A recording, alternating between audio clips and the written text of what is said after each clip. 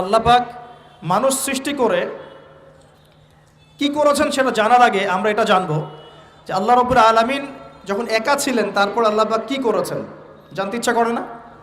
আচ্ছা, আজকে আমরা হিস্ট্রিটা বলছি, শুনুন।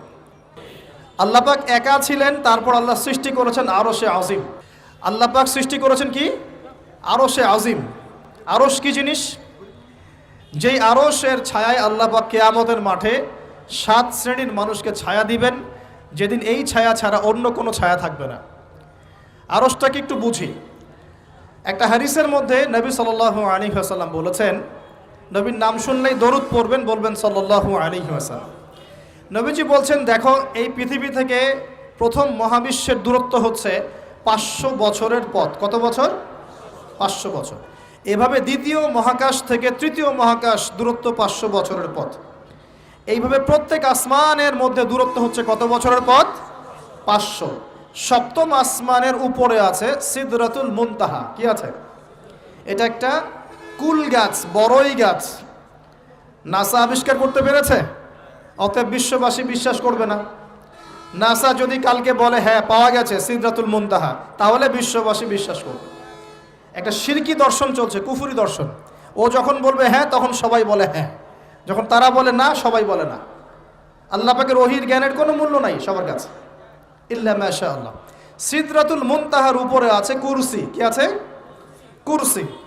আল্লাহ পাকের কুরসি, যেটা আপনি আয়াতুল কুরসির মধ্যে পড়েন, ওয়াসিআ কুরসিয়ুহুস সামাওয়াতি ওয়াল আরদ, মানে আল্লাহ পাকের কুরসিটা আসমান জমিনকে ঘিরে রেখেছে। আর বলে রাখি যে প্রত্যেক ফরজ নামাজের পর যে আয়াতুল কুরসি পড়ে, জান্নাতে যাওয়ার জন্য তার একটাই বাধা, মৃত্যু। মৌত হয়ে গেলে জান্নাতে চলে যাবে ইনশাআল্লাহ। একটা হাদিস আসছে, রাত্রেবেলা ঘুমানোর সময় কেউ যদি আয়াতুল কুরসি পড়ে, সারা রাত আল্লাহর পক্ষ থেকে একজন ফেরেশতা তাকে পাহারা দিবে ইনশাআল্লাহ। এই ফেরেশতা তো দেখা যায় না, দেখা যায়?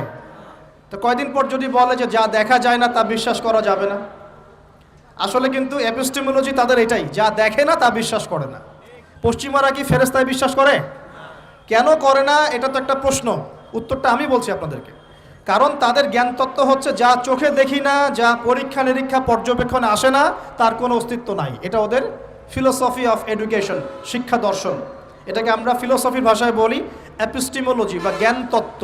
জ্ঞান তত্ত্ব টিচার যারা আছেন তারা বুঝবেন, তাদের জ্ঞান তত্ত্ব এমন। আর আমাদের জ্ঞান তত্ত্ব উল্টা, টোটালি ডিফারেন্ট। আমরা কি বলি? আমরা বলি ওয়াকুলিল হাক্কু মির রাব্বিকুম, সত্য আল্লাহর পক্ষ থেকে আসে। আমরা বলি যে অদৃশ্যে বিশ্বাস না করা পর্যন্ত কেউ মুমিনই হতে পারবে না। ইমানের কয় পিলার? ইমানের কয় পিলার? 6 পিলার। আমানতু বিল্লাহি, আল্লাহর প্রতি বিশ্বাস করলাম, ওয়া মালাইকাতিহি, তার ফেরেশতাগণের প্রতি, ওয়া কুতুবিহি, আল্লাহ পাকের আসমানি কিতাব সমূহের প্রতি, ওয়া রুসুলিহি, আল্লাহ পাকের রাসূলগণের প্রতি, ওয়াল ইয়াউমিল আখির, পরকালের প্রতি, ওয়াল কদরি খায়রিহি ওয়া শাররি, তাকদীর বা ভাগ্যের ভালো মন্দের প্রতি। এই 6টার একটাও কি চোখে দেখা যায়? আল্লাহকে দেখেছেন? ফেরেশতা দেখেছেন? আমাদের নবীকেও কি দেখেছেন? শুধু কোরআনটা আপনি চোখের সামনে দেখছেন, আর কিচ্ছু আপনি দেখছেন না। পরকাল দেখেছেন? তাকদীর, ভাগ্য দেখেছেন? কিচ্ছু দেখি নাই। এই 6টা পিলারে বিশ্বাস না করতে পারলে কেউ মুমিন হতে পারবে না। পারবে?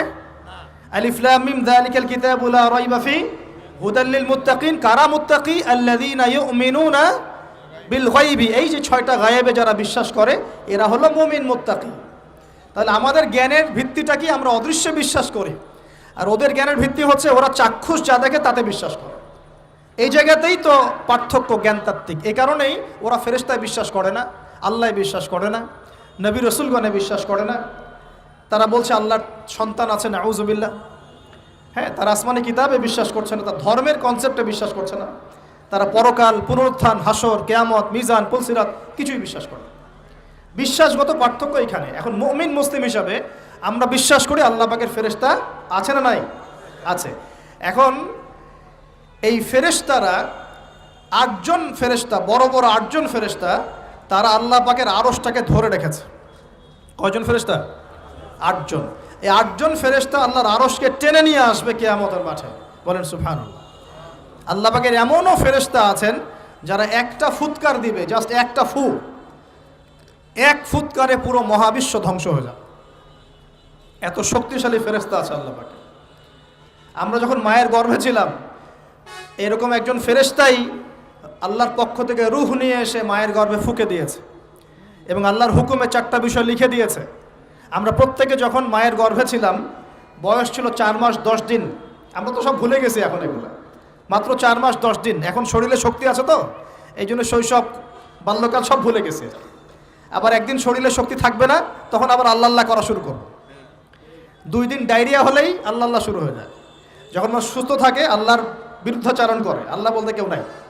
ঠিক আছে? তো ওই ফেরেশতা লিখে দিয়েছেন 4টা জিনিস আল্লাহর পক্ষ থেকে। 1, সেই ব্যক্তির হায়াত কতটুকু হবে। 2, দুনিয়াতে রিজিক পাবে, কি কি রিজিক পাবে। 3 নাম্বার, তার কাজগুলো কি কি হবে, দুনিয়ায় কি কি কাজ করবে সে। আর 4 নাম্বার, তার সৌভাগ্য, সে সৌভাগ্যবান হবে না দুর্ভাগ্যবান হবে, মানে জান্নাতি হবে না জাহান্নামী হবে। এটা লিখে দেওয়া হয়ে গেছে। এখন এরকম 8 জন বড় বড় ফেরেশতা আল্লাহর আরশটাকে ধরে রেখেছেন। আর আমরা বলছি কুরসির কথা। এই কুরসি আসমান জমিনকে ঘিরে আছে। আর আয়াতুল কুরসি যে ব্যক্তি তেলাওয়াত করবে, ইনশাআল্লাহ তাআলা আল্লাহর পক্ষ থেকে একজন ফেরেশতা তাকে সারা রাত পাহারা দিবে ইনশাআল্লাহ। একে অপরকে আল্লাহর জন্য মহব্বত করে। বয়ফ্রেন্ড গার্লফ্রেন্ড ট্রেডিশন বলা হচ্ছে না, বয়ফ্রেন্ড গার্লফ্রেন্ডের হারাম জেনার ভালোবাসা বলা হচ্ছে না। কি বলা হচ্ছে? দিনের জন্যে, আল্লাহর জন্যে দুজন পরস্পরকে ভালোবাসে, আল্লাহর জন্যেই বিচ্ছেদ ঘটে। 5 নাম্বার, সেই ব্যক্তি যাকে, যুবক ভাই শোনেন ভালো করে, সেই ব্যক্তি যাকে কোনো সুন্দরী নারী জেনার জন্য ডাকে, সুন্দরী উচ্চ বংশের কোনো মেয়ে নিজেই জেনা করার জন্য ডাকে, কিন্তু যুবক বলে আমি আল্লাহকে ভয় করি, ইন্নী আখাফুল্লাহ, আমি আল্লাহকে ভয় করি। এরকম যুবক আছে এখনো বাকি সমাজে? এখন তো ইচ্ছা করেই মানুষ জেনা করে। এখন তো জেনা এত সহজ, মানুষ 1000, 1500, 2000 টাকা দিয়ে জেনা করতে পারে। এই সমাজে জেনা সহজ, বিয়ে হয়েছে কঠিন। এই সমাজে জেনাটা সহজ হয়ে গেছে, বিয়েটা কঠিন হয়ে গেছে। এই জন্য বিয়ের ঝামেলা অনেকে যেতে চায় না। জেনা করেই তো আমি যা উদ্ধার করার করছি, বিয়ে করলে খাওয়াতে হবে, নিজের পায়ে দাঁড়াতে হবে, এই লাগবে সেই লাগবে, সুবহানাল্লাহ। কিন্তু প্রিয় ভাই মনে রাখবেন, যদি আপনি জেনা থেকে বেঁচে থাকতে পারেন, আল্লাহ পাক আপনাকে সাক্ষাৎ মৃত্যুর হাত থেকেও বাঁচাতে পারেন। এটা আমি এমনি এমনি বলি নাই, আমি দলিল দিচ্ছি। জেনা এমন একটা পাপ, যেই পাপ থেকে যদি কোনো যুবক নিজেকে বাঁচাতে পারে, আল্লাহ পাক তাকে সাক্ষাৎ মৌতের হাত থেকেও বাঁচাতে পারবে ইনশাআল্লাহ। কিভাবে? 3 বন্ধু যাচ্ছে রাস্তা দিয়ে, হঠাৎ করে ঝড়, বন্ধু 3 জন ঢুকে গেল গুহার মধ্যে। কিসের মধ্যে? গুহায়, যে পাহাড়ি এলাকায় আপনারা থাকেন যারা, গুহার মধ্যে। হঠাৎ করে পাহাড়ের পাথর দিয়ে গুহার মুখটা বন্ধ হয়ে গেল। এখন খোলার কোনো অপশন নাই। সবাই বলছে এখন 3 জন, এখন তো আমরা বের হতে পারবো না, সবাই সবার নেক আমলের ওসিলা দিয়ে আল্লাহর কাছে দোয়া করো। কিসের ওসিলা দিয়ে? নেক আমলের ওসিলা দিয়ে দোয়া করতে হয়। যে হাদিস, মৃত মানুষকে ওসিলা করে তার জন্যে নজর মানত জবাই করে দোয়া করতে হয় না, নিজের নেক আমলের ওসিলা দিয়ে আল্লাহর কাছে দোয়া করতে হয়। আল্লাহ পাক এখন দোয়া শুনলেন। একজন বলছে আমি আমার পিতা মাতাকে খুব খেদমত করতাম, তাদেরকে দুধ পান না করে দুধ পান করাতাম না, নিজেও করতাম না, ছেলেদেরকে করাতাম না। আল্লাহ এই কাজটা তোমার ভালো লাগলে আজকে গুহার মুখ থেকে পাথর সরিয়ে দাও। পাথর একটু সরে গেল। পাথর আল্লাহর কথা শোনে কিনা? শোনে না? সবাই আল্লাহর কথা শোনে। আগুন আল্লাহর কথা শোনে কিনা? ইব্রাহিমের জন্য আগুন ঠান্ডা হয়ে যায় নাই? আচ্ছা, তারপরে আরেকজন দোয়া করছে, আল্লাহ আমার এক কর্মচারী ছিল, তার বেতন বাকি ছিল, সে বেতন না নিয়ে চলে গেছে, আমি সেই বেতনটা দিয়ে কিছু গবাদি পশু কিনেছি। আস্তে আস্তে গবাদি পশু বেড়েছে, অনেক দিন পর সে এসেছে টাকা চাওয়ার জন্য। তা আমি বলেছি সবই তোমার, সব নিয়ে চলে যাও। সে বলেছে আপনি কি ফাইজলামি করতেছেন আমার সাথে? আমার টাকা আমাকে দেন। বলছে না, তোমার টাকা দিয়ে আমি এটা কিনেছিলাম, আজকে বংশবৃদ্ধি হয়েছে, সব তোমার, নিয়ে যাও। সে নিয়ে গেল।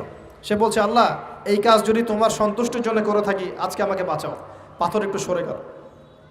এবার তৃতীয় ব্যক্তি, এই ছেলে বলছে, যুবক ছেলে, আল্লাহ আমার একজন চাচাতো বোন ছিল। কে ছিল? এই যে বয়ফ্রেন্ড গার্লফ্রেন্ড, খালাতো বোন, চাচাতো বোন, এখন তো বিচ্ছিরি অবস্থা।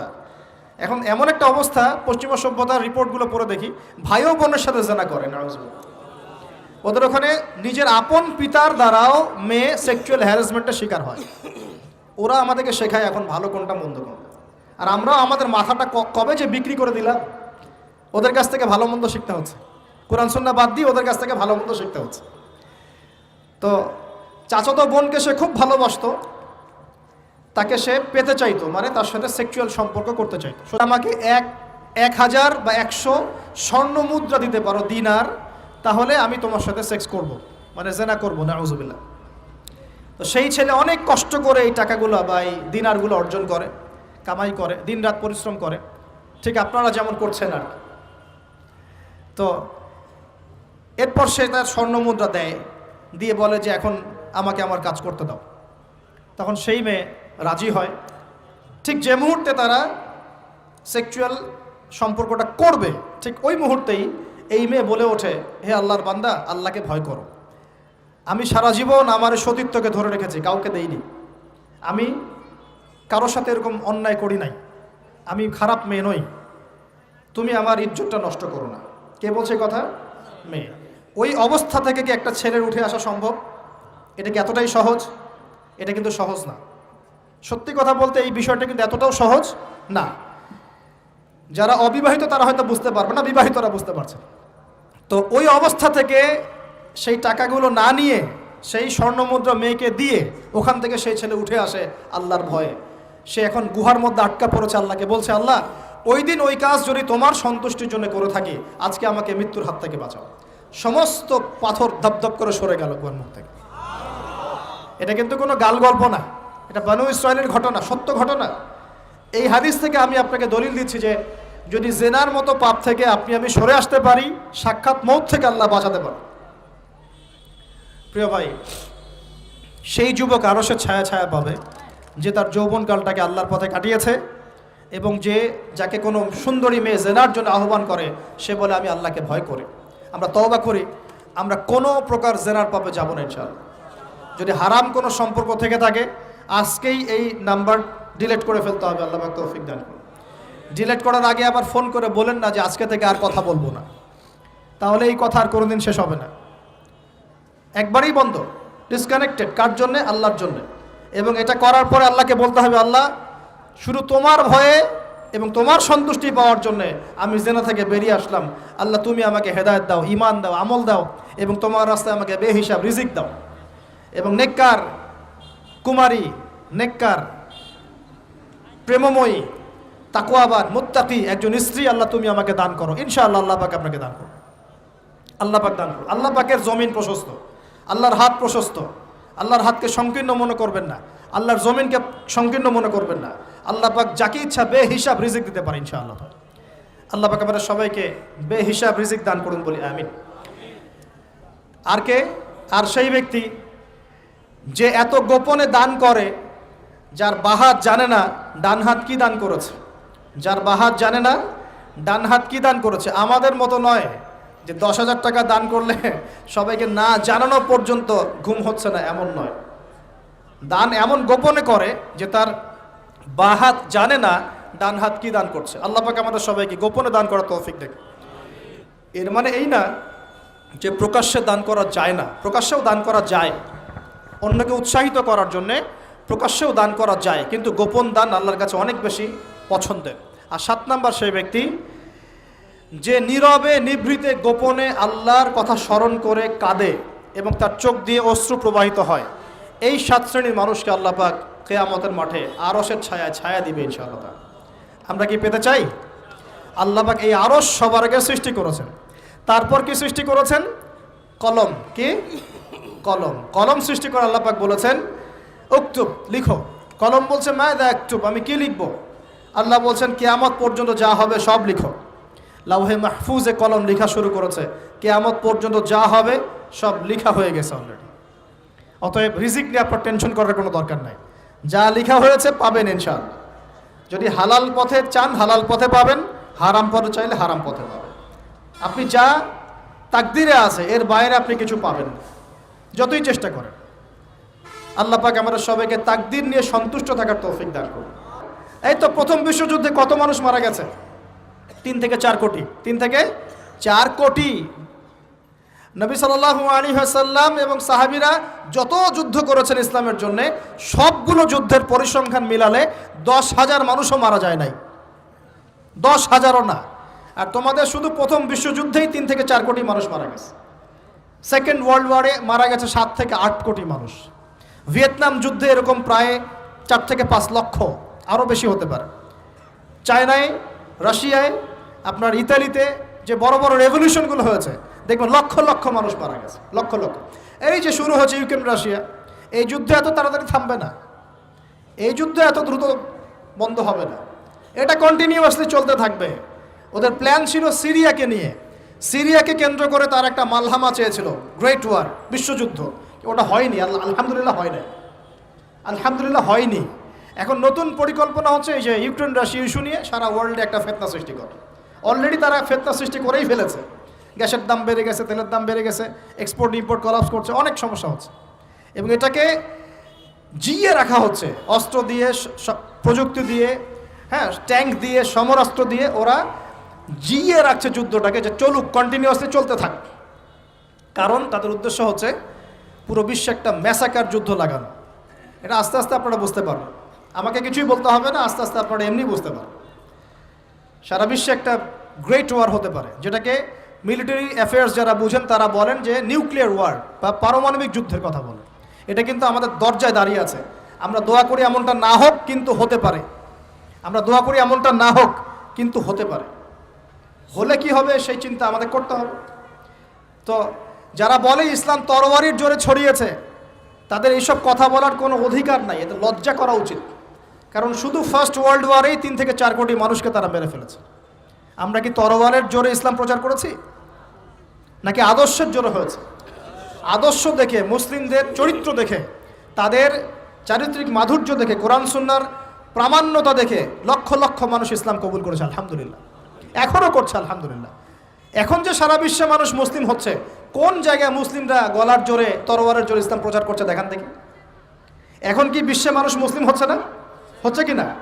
পশ্চিমা সভ্যতার মানুষরা মুসলিম হচ্ছে না? এখন কি আমরা যুদ্ধ করছি? তরবারি দিয়ে ওদেরকে ধরে রেখেছি, এই ইসলাম কবুল কর, এটা বলেছে? প্রিয় ভাইরা, যেটা বলতে চাচ্ছিলাম, ফেরেশতারা বলেছেন রক্তপাত ঘটাবে আর ফাসাদ সৃষ্টি করবে। তারা কি সঠিক না ভুল? ফেরেশতারা সঠিক না ভুল? সঠিক। তারা কি গায়েব জানতেন? উত্তর না। তারা কিসের আলোকে বলেছেন? ওই যে বাসিরা, দূরদর্শিতা। জিন জাতি যা করেছে এরা তো তাই করতে পারে। আল্লাহ পাক কি বলছেন? আল্লাহ পাক বলছেন ইন্নী আ'লামু মা লা তা'লামুন, আমি যা জানি তোমরা তা জানো না। মানে আমার অনেক শুকরগুজার বান্দা থাকবে যারা আমার আনুগত্য করবে, আমার বিরুদ্ধাচরণ করবে না। আমরা ওই বান্দাদের অন্তর্ভুক্ত হতে চাই, আল্লাহ পাক কবুল করুন বলি। এটা বলে রাখি যে জান্নাতের 120টা কাতার হবে। কয় কাতার? 120 কাতার। এর মধ্যে 80টা কাতার হবে উম্মতে মুহাম্মাদের মধ্য থেকে, আলহামদুলিল্লাহ। এবার আল্লাহ পাক আদম আলাইহিস সালামকে সৃষ্টি করলেন নিজ হাতে। সূরা সাদের মধ্যে আল্লাহ পাক বলেছেন খলাকতু বিয়াদাই, আমি নিজ হাতে ওকে সৃষ্টি করেছি। আল্লাহর হাত কেমন সেটা ব্যাখ্যা করার দরকার নাই, এগুলো নিয়ে চিন্তা করতে যাবেন না। আল্লাহ পাকের মতোই, কারোর সাথে সাদৃশ্যপূর্ণ নন। আল্লাহ পাক এবার আদম আলাইহিস সালামকে সৃষ্টি করে নাম শিক্ষা দিলেন। ওয়াল্লামা আদামাল আসমাআ কুল্লাহা, এই মহাবিশ্বের যত জ্ঞান আল্লাহ পাক আদম আলাইহিস সালামকে শিক্ষা দিলেন। বলেন সুবহানাল্লাহ। এখান থেকে দলিল পেলাম আমাদের পিতা বানর থেকে হয় নাই, আমাদের পিতাকে আল্লাহ পাক সৃষ্টি করেছে। আমাদের পিতাকে কে সৃষ্টি করেছেন? আল্লাহ রাব্বুল আলামিন। তাও আবার নিজ হাতে, মানে কি? ভালোবাসা দিয়ে, ভালোবেসে, মহব্বতের সাথে। এই খলাকতু বিয়াদাই, আমি নিজ হাতে সৃষ্টি করেছি, এই কথা মানুষ ছাড়া, আদম আলাইহিস সালাম ছাড়া অন্য কারো জন্য আল্লাহ পাক বলেন নাই। অন্য সবার জন্য আল্লাহ পাক বলেছেন ইযা আরাদা শাইআন আইয়াকুলা লাহু কুন ফায়াকুন। যখন আল্লাহ পাক কিছু করতে চান খালি বলেন কুন, হও, ফায়াকুন, হয়ে যায়। ওখানে আল্লাহ পাক বলেন নাই সাগর সৃষ্টি করেছে হাত দিয়ে, এই গ্রহ নক্ষত্র সৃষ্টি করেছে আমার হাত দিয়ে। আল্লাহ পাক এমনটা বলেন নাই। আদম আলাইহিস সালামকে আল্লাহ পাক কত মহব্বত করেন, আল্লাহ পাক বলছেন যে আমি তাকে আমার নিজ হাতে সৃষ্টি করেছি। আর আজকে তোমরা শেখাচ্ছ মানুষকে, আস্তাগফিরুল্লাহ, যে মানুষ বানর থেকে হয়ে যায়। কত বড় কুফরি, কত বড় শিরক, কত বড় লজ্জা। নিজের সম্মান মানুষ নিজেভাবে নষ্ট করতে পারে, নিজের সম্মান নিজে নষ্ট করতে পারে। আমাদেরকে আল্লাহ সৃষ্টি করেছেন আদম আলাইহিস সালাম থেকে। তারপরে যান, শুধু সৃষ্টি করেন নাই, আল্লাহ পাক সমস্ত নাম শিক্ষা দিয়েছেন। নাম মানে এখানে শুধু নাম, মঙ্গল, নেপচুন, প্লুটো এগুলো না। নাম মানে হচ্ছে জ্ঞান। নাম মানে কি? জ্ঞান। একটা এক্সাম্পল দেই, যখন আপনি বাচ্চাকে বলেন যে A for Apple, A for কি অ্যাপল যে শিখাচ্ছেন, অ্যাপল বলতে কিন্তু সে শুধুমাত্র একটা ওয়ার্ড শিখে না, ও কিন্তু শিখে অ্যাপল মানে একটা এমন কিছু যেটা খেতে হয়। কি করতে হয়?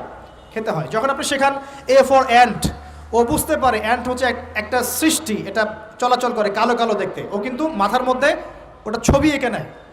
তো এটা নাম মানে শুধু নাম না, জ্ঞান। আল্লাহ পাক আদম আলাইহিস সালামকে সমস্ত জ্ঞান শিক্ষা দিলেন। আল্লামাল ইনসান মা লাম ইয়ালাম, আল্লাহ বলছেন আমি মানুষকে সেই জ্ঞান শিক্ষা দিয়েছি যা মানুষ জানতো না। মানে আমরা সৃষ্টিগতভাবে জ্ঞানী ছিলাম না, আল্লাহ পাক জ্ঞান শিক্ষা দিয়েছেন। কোন জ্ঞান শিক্ষা দিয়েছেন? যে জ্ঞান ফেরেশতাদেরও ছিল না। বলেন সুবহানাল্লাহ। আল্লাহ পাক জ্ঞান শিক্ষা দিয়ে ফেরেশতাদের সামনে নিয়ে গিয়ে বলছেন তোমরা এই নামগুলো বলো দেখি। ফেরেশতারা বলছেন লা ইলমা লানা ইল্লা মা আল্লামতানা, আল্লাহ আমাদের তো সেই জ্ঞান নাই, যা আপনি শিখিয়েছেন অতটুকুই জানি, এর বেশি জানি না। এবার আল্লাহ পাক বলছেন ইয়া আদম আম্বিহুম বিআসমাইহিম, আদম তুমি সব নাম বলে দাও দেখি। আদম আলাইহিস সালাম সমস্ত নাম ধর করে সব বলে দিলেন। আমাদের পিতা জ্ঞানী ছিলেন না? ছিলেন না? আল্লাহ পাক নিজে তাকে জ্ঞান শিক্ষা দিয়েছে। আর আমরা বলছি মানুষ আস্তাগফিরুল্লাহ অন্য প্রাণী থেকে আসছে। সুবহানাল্লাহ, কত অদূরদর্শী মানুষেরা, কত সুদূর প্রসারী একটা কুফরি মতবাদ।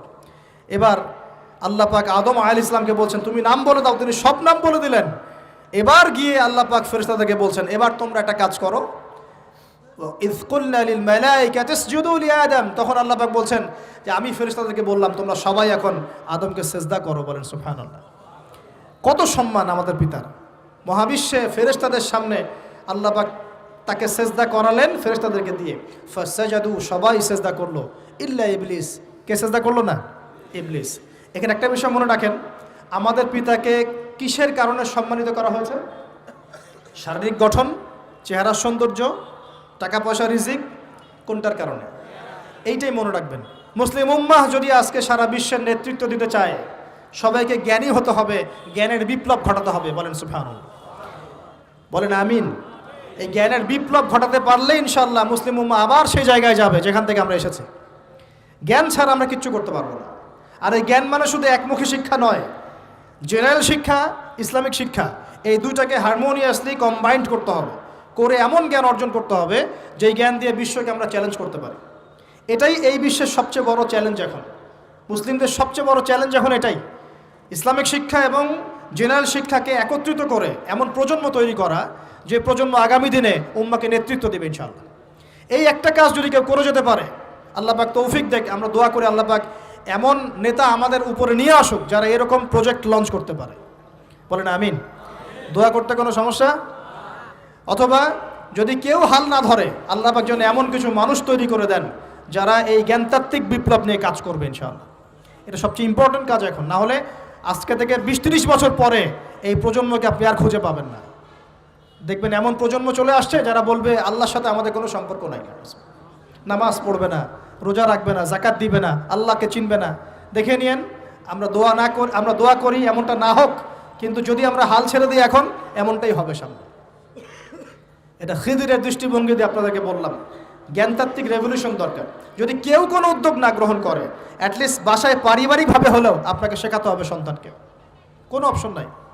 এবার ফাসাজাদু, সবাই সেজদা করেছে, ইল্লা ইবলিস, ইবলিস করে নাই। কেন করছে না? ইবলিসের সমস্যাটা কি? ইবলিসকে আল্লাহ পাক জিজ্ঞাসা করছেন, আল্লাহ পাক জিজ্ঞাসা করছেন মা মানাআকা আল্লা তাসজুদা ইয আমারতুক, আমি তোমাকে আদেশ করলাম আদমকে সেজদা করতে, কে তোমাকে নিষেধ করলো সেজদা করতে? ইবলিস বলছে, বেশি চালাক, বেশি বোঝে যারা, অতিরিক্ত বুদ্ধিজীবী। ইবলিস ছিল বেশি বুদ্ধিজীবী। ইবলিস ছিল কি? অতিরিক্ত মাত্রার বুদ্ধিজীবী। আছেন আমাদের সমাজে এরকম কিছু মানুষ, ও বলছে খালাকতানি মিন নার, আমাকে সৃষ্টি করেছেন আগুন দিয়ে, আগুন তো সুপিরিয়র মাটির চাইতে। ও খালাকতাহু মিন তিন, আর আপনি এই আদমকে সৃষ্টি করেছেন মাটি থেকে, কাদা মাটি দিয়ে, আমি কেন আদমকে সেজদা করতে যাব? যুক্তি, অতি যুক্তিবাদী, অতি বুদ্ধি। আল্লাহ পাক বলছেন ফাখরুজ মিনহা ফাইন্নাকা রাজিম, এখান থেকে বের হয়ে যাও, তুমি অভিশপ্ত। ফাইন্না আলাইকা লা'নাতা ইলা ইয়াউমিদ্দিন, আমার আদেশ লঙ্ঘন করার কারণে কিয়ামত পর্যন্ত তোমার উপর লানত, অভিশাপ বর্ষিত। আল্লাহ পাক তাড়িয়ে দিলেন, একদম থ্রোন অ্যাওয়ে। আমরা বলি না আউযু বিল্লাহি মিনাশ শাইতানির রাজিম, রাজিম শব্দের মানে হচ্ছে বিতাড়িত, থ্রোন অ্যাওয়ে, কার্সড, যাকে অভিশাপ করা হয়েছে। এবার ভালো করে শোনেন প্রিয় ভাইরা, ইবলিসের এই স্টেটমেন্টগুলো শোনেন। এবার ইবলিস বলছে রব্বি আনজিরনি ইলা ইয়াউমি ইউবআসুন। এই স্টেটমেন্টটা ভালো করে শোনেন। ইবলিস বলছে রব্বি, হে আমার রব। ইবলিস বলছে রব্বি, হে আমার রব। ইবলিস বলছে রব্বি, হে আমার রব, আমাকে অবকাশ দিন, আনজিরনি, আমাকে অবকাশ দিন, ইলা ইয়াউমি ইউবআসুন, কিয়ামত দিবস পর্যন্ত। ইবলিস আল্লাহকে বিশ্বাস করে কি করে না? ইবলিস আস্তিক না নাস্তিক বলেন? ইবলিস বলছে রব্বি। রব্বি মানে কি? হে আমার রব। রব্বি মানে রব না, রব্বি মানে আমার রব। রব্বুন মানে রব, রব্বুহু তার রব, রব্বুহুম তাদের রব, রব্বুকা মানে তোমার রব, রব্বুকুম মানে তোমাদের রব, রব্বি মানে কি? আমার রব, রব্বুনা আমাদের রব। এটা গ্রামার, বুঝতে পারছেন? ইবলিস বলছে রব্বি মানে কি? হে আমার রব, আনজিরনি, আমাকে অবকাশ দিন, ইলা ইয়াউমি ইউবআসুন, কিয়ামত দিবস পর্যন্ত। ইবলিস আস্তিক না নাস্তিক? তাহলে এখন বলেন তো, আমরা যারা দুনিয়াতে আল্লাহকে অস্বীকার করছি তারা ইবলিসের চেয়ে বড় না ছোট? দলিল দিলাম তো, নাকি এমনি এমনি বললাম? আচ্ছা, আল্লাহ পাক বলছেন যাও, ফাইন্নাকা মিনাল মুনজারিন, তোমাকে অবকাশ দেয়া হলো। কারণ কিয়ামত পর্যন্ত সময় আল্লাহর কাছে খুব বেশি কিছু না, এক দিনেরও কম, অল্প সময়, একটা সকাল একটা সন্ধ্যার মতো। ঠিক আছে, দিলাম, যাও। এবার ইবলিস চ্যালেঞ্জ করছে। এই চ্যালেঞ্জটা আমাদের সবাইকে মনে রাখতে হবে, সারা জীবন ইবলিসের এই স্টেটমেন্টটা মনে রাখতে হবে। সেটা কি? ইবলিস বলছে ফাবিমা আগওয়াইতানি, সূরা আরাফ পড়ে দেখবেন। ইবলিস বলছে ফাবিমা আগওয়াইতানি, আপনি যে আদমের কারণে আমাকে আজকে বের করে দিলেন জান্নাত থেকে, লাআকুদান্না লাহুম সিরাতাকাল মুস্তাকিম, আমি সেই আদমের সরল পথে ওত পেতে বসে থাকবো, চুপটি ঘাপটি মেরে বসে থাকবো, ঘাপটি মেরে ওর জন্য বসে থাকবো। আর সুম্মা লাতিয়ান্না মিন বাইনি আইদিহিম, আমি অবশ্যই তার সামন থেকে আসবো। সুম্মা লাতিয়ান্নাহুম মিন বাইনি আইদিহিম, আমি আদম সন্তানদের সামন থেকে আসবো, সামন থেকে মানে সরাসরি ওয়াসওয়াসা দিব। ওয়া মিন খালফিহিম, পেছন থেকে আসবো মানে পিছন থেকে ওয়াসওয়াসা দিব। ওয়া আন আইমানিহিম, ডান দিক থেকে ওয়াসওয়াসা দিব। ওয়া আন শামাইলিহিম, বাম দিক থেকে আসবো। ওয়ালা তাজিদু আকসারাহুম শাকিরিন, আপনি বেশিরভাগ আদম সন্তানকে শুকরগুজার পাবেন না। ইবলিস ঠিক বলেছে না ভুল বলেছে? বেশিরভাগ মানুষ নামাজ পড়ে না, বেশিরভাগ মানুষ সুদ খায় কি খায় না, বেশিরভাগ মেয়ে এখন বেপরদায় চলে কি চলে না, বেশিরভাগ মানুষ এখন অন্যায় করে কি করে না, বেশিরভাগ মানুষই আল্লাহ থেকে দূরে চলে। ইবলিস কিন্তু ঠিকই বলেছে, ঠিক বলে নাই? আচ্ছা, আল্লাহ পাক বলছেন ঠিক আছে, যাও, তোমার চ্যালেঞ্জ তোমার জায়গায়, তবে আমার বান্দারা যদি সারা জীবনও অন্যায় করার পরে একবার, যদি খালি একটা বার মন থেকে তাওবাতান নাসুহা মানে প্রকৃত তওবা করে, খালেস তওবা করে, আল্লাহর কাছে ফিরে আসে, বলে আস্তাগফিরুল্লাহ, আল্লাহ আমাকে মাফ করে দাও, রব্বিগফির ওয়ারহাম, আল্লাহ মাফ করো, ক্ষমা করো, আস্তাগফিরুল্লাহাল্লাযী লা ইলাহা ইল্লা হুয়াল হাইয়ুল কাইয়্যুম ওয়া আতুবু ইলাইহি, বা আমার কাছে একটা বার যদি মাফ চায়, ক্ষমা চায়, তার সারা জীবনের গুনাহ আমি মাফ করে দেব ইনশাআল্লাহ। আর কি চাই? ওই যে বললাম না, আমাদেরকে ভালোবেসে আল্লাহ সৃষ্টি করেছেন। এবার ইবলিস চলে গেল, আর আদম আলাইহিস সালামের পাজর থেকে আল্লাহ পাক সৃষ্টি করলেন হাওয়া আলাইহিস সালাম। বলে সুবহানাল্লাহ। কারণ সঙ্গিনী ছাড়া আমরা চলতে পারবো না। পারবো? যারা চিরকুমার সঙ্গে নাম লেখাচ্ছ, এগুলো থেকে বের হয়ে আস। এখন চিরকুমার থাকার টেন্ডেন্সি মানুষের, চিরকুমার থাকতে হবে কেন? সঙ্গীত দরকার আছে কি নাই?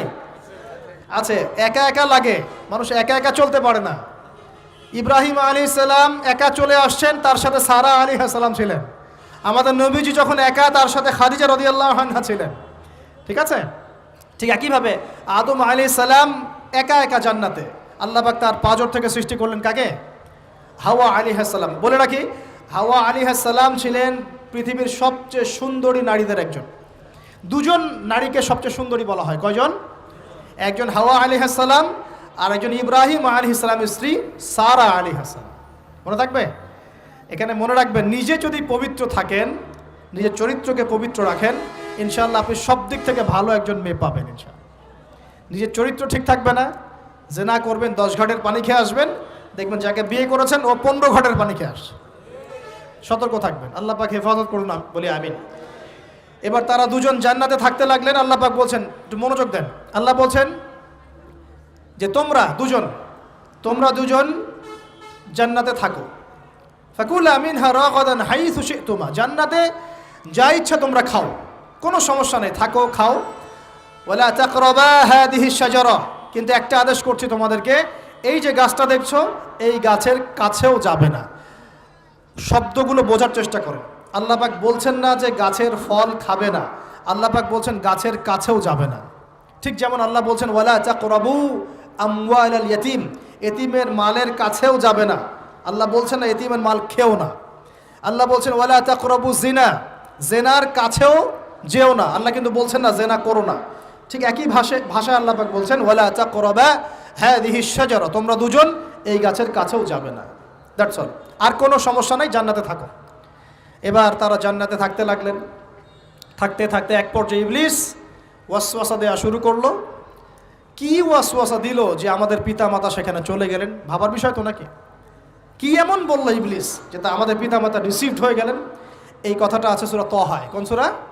সূরা তহা পড়ে দেখবেন। আল্লাহ পাক বলছেন ইবলিস আমাদের পিতাকে বোঝাচ্ছে, বলছে ইয়া আদম, হে আদম, হাল আদুল্লুকা, আমি কি তোমাকে জানিয়ে দিব, আমি কি তোমাকে জানিয়ে দিব, খবর দিব, আলা শাজারাতিল খুলদি ওয়া মুলকিন লা ইয়াবলা, এমন একটা গাছের কথা কি জানিয়ে দিব যেই গাছের কাছে গেলে বা তার ফল খেলে তুমি দুটো জিনিস পাবে, চিরস্থায়িত্ব পাবে, কোনোদিন মরবে না, আর বিশাল ক্ষমতার মালিক হবে। অন্য আয়াতে আসছে যে তোমরা ফেরেশতা হয়ে যাবে। এই দুটো কথা। তাহলে কি প্রলোভন দিল? চিরস্থায়িত্বের প্রলোভন এবং কি অমরত্বের প্রলোভন।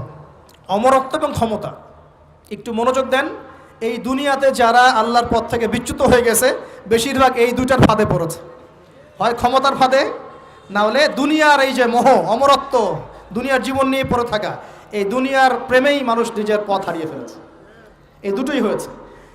এক পর্যায়ে পিতা মাতা চলে গেলেন, ফল খেয়ে ফেললেন, যদিও বা ফল খাওয়ার কথাটা কোরআনে নাই, কোরআনে আছে তারা গাছের কাছে চলে গেলেন। কি হলো গাছের কাছে যাওয়ার পরে? ফালাম্মা যাকাশ শাজারা, ফালাম্মা যাকাশ শাজারা, আল্লাহ পাক বলছেন যখন তারা গাছের কাছে চলে গেলেন। ভাই লক্ষ্য করেন, যখন তারা গাছের কাছে চলে গেলেন প্রথম যে ঘটনা ঘটলো, বাদাত লাহুমা সাওআতুহুমা, তাদের যে কাপড় ছিল জান্নাতের কাপড় গায়ে, কাপড়টা ধাপাস করে খুলে পড়ে গেল। এখানে যদি আপনার কাপড়টা খুলে যায় কেমন লাগবে? বা কেউ যদি জোর করে কাপড় আপনার খুলে ফেলে কেমন লাগবে? কেউ যদি 10 জন জোর করে ধরে আপনার কাপড় খুলে দেয় কেমন লাগবে? আপনি নিজের জীবনের চাইতে বেশি কাপড়টা ধরে রাখার দিকে মনোযোগী হবেন না? আমাদের পিতা মাতাকে শয়তান জান্নাতে ফেরেশতাদের সামনে নগ্ন করে দিল, কাপড় খুলে পড়ে গেল। তার মানে জান্নাতে আমাদের পিতা মাতাকে নগ্ন করেছে কে? ইবলিস। তাহলে দুনিয়াতে যারা এখন আমাদের গা থেকে কাপড় খুলতে চায়, বেপর্দায় চলতে চায়, পর্দাকে কুপ্রথা বলে, কুসংস্কার বলে, যারা বলে যে অশ্লীলতার বিপ্লব ঘটুক, পোশাকের কোনো বাধা ধরা নিয়ম না থাকুক, সবাই স্বাধীন, যারা নগ্নতা অশ্লীলতার প্রচার প্রসার চায়, যারা মুসলিমদের গা থেকে কাপড় খুলতে চায়, এরা তাহলে কার হয়ে কাজ করছে এখন? যেই কাজ শয়তান করেছে জান্নাতে ওই কাজই তারা করছে এখন জমিনে। কথা কি প্রমাণ করতে পারলাম? প্রথম দুর্ঘটনা কোনটা?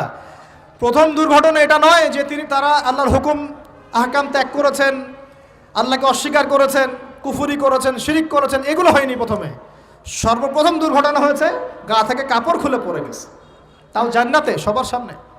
এবার আমাদের পিতামাতার কি অবস্থা চিন্তা করেন, লজ্জাস্থান প্রকাশিত হয়ে গেছে। এবার তারা জান্নাতের গাছের পাতা ছিঁড়ে ছিঁড়ে ছিঁড়ে গা এই লজ্জাস্থান ঢাকা শুরু করলেন। এটা সূরা আরাফের মধ্যে আছে। এবার আল্লাহ পাক তাদেরকে বললেন আলাম আকুল লাকুমা, আমি কি তোমাদের দুজনকে বলি নাই, ইন্নাশ শাইতানা লাকুমা আদুউম মুবিন, শয়তান তোমাদের স্পষ্ট শত্রু, আমি কি তোমাদেরকে বলি নাই? এবার আমাদের পিতা মাতা দরদর করে চোখের পানি ফেলে দিয়ে আল্লাহকে বলছেন রব্বানা যালামনা আনফুসানা ওয়া ইল্লাম তাগফির লানা ওয়া তারহামনা লানাকুনান্না মিনাল খাসিরিন। এই দোয়া করার পর আল্লাহ পাক তাদেরকে মাফ করে দিলেন, বলে সুবহানাল্লাহ। কিন্তু জান্নাতে আর থাকা হলো না, জান্নাতে আর থাকা হলো না। আমরা অনেকে মনে করি এই ঘটনার কারণে হয়তো আল্লাহ পাক তাদেরকে নামিয়ে দিয়েছেন, এই কথাও ঠিক না। কেন ঠিক না? কারণ আল্লাহ পাক দুনিয়া সৃষ্টি করেছেন আগে, আর আল্লাহ আগেই মানুষ সৃষ্টি করার আগেই আল্লাহ পাক বলেছেন দুনিয়াতে আমার খলিফা পাঠাবো। তার মানে দুনিয়াতে যে আদম আলাইহিস সালামকে পাঠানো হবে এটা আগে থেকেই লেখা ছিল। এবার নামিয়ে দিচ্ছেন আল্লাহ পাক, কুল নাহবিতু মিনহা জামিআ, তোমরা সবাই এখন নেমে যাও। কে কে নেমে যাও? আদম, হাওয়া, ইবলিস সব নেমে যাও। কোথায় নেমে যাও? দুনিয়াতে নেমে যাও। এই হাদিসটা কি জানেন? হাদিসটা শুনে রাখেন, এটা আখিরুজ জামান বা কিয়ামতের আলামত সংক্রান্ত হাদিসগুলোর মধ্যে পাবেন। আল্লাহর রাসূল সাল্লাল্লাহু আলাইহি ওয়াসাল্লাম বলেছেন, কিয়ামতের আগে আগে আমার উম্মতের মধ্যে, ভালো করে শোনেন, কিয়ামতের আগে আগে আমার উম্মতের মধ্যে একদল মানুষ বের হবে যারা মদ পানকে হালাল মনে করবে। কাকে? মদ পান করাকে হালাল মনে করবে। যারা বাদ্যযন্ত্র, গায়িকা, নায়িকা এগুলো নিয়ে নর্তকী নাচাবে রাতের বেলা, এগুলোকে হালাল মনে করবে। যারা অশ্লীলতা, বেহায়াপনাকে জায়েজ করে নিবে। ঠিক আছে, এরকম কয়েকটা পাপের কথা বলে নবীজি বলছেন একদিন সকালবেলা আল্লাহ পাক তাদেরকে ঘৃণিত বানরে পরিণত করবেন। এটা হবে সামনে, কখন কিভাবে হবে আল্লাহ ভালো জানেন। এবার আমি কনসেপ্টে চলে আসি। এই যে পৃথিবীতে নেমে আসলাম, তাহলে আমরা কোত্থেকে